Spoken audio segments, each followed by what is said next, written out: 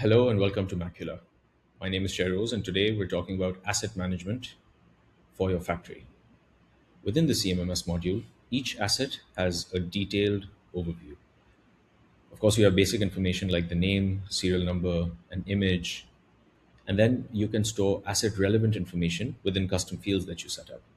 You can also store a description for each asset, and the real magic lies in the history of the asset.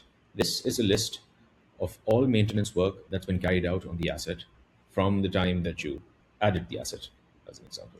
Any notes left by engineers, any alerts that triggered work orders, all appear within the history of the asset. You can, of course, store documentation on an asset level, like guides and manuals that have been shared with you by the manufacturer, any warranty documents that you have for this asset. If the asset is, of course, part of a hierarchy, then sub-assets appear here. You can also store any parts that belong to this asset that you may be holding in inventory. Asset-specific procedures can be mentioned here so that your engineers always know which checklists, which forms to fill out when working on this asset. And you can, of course, create these preventive maintenance alerts. Think of these as reminders for when certain maintenance activities need to take place per asset. For example, you need to lubricate the motor drive every 3 months, or you have a yearly maintenance, a specific kind, a special type that's due every year.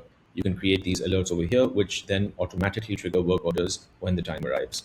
So for instance, for this one, we can see that the next work order is going to be generated on the 1st of April, and it's 99% complete. All these features combined give you a holistic view of your asset and its maintenance history. That's all for this video. And if you're still looking to find help on other modules, feel free to check out our videos.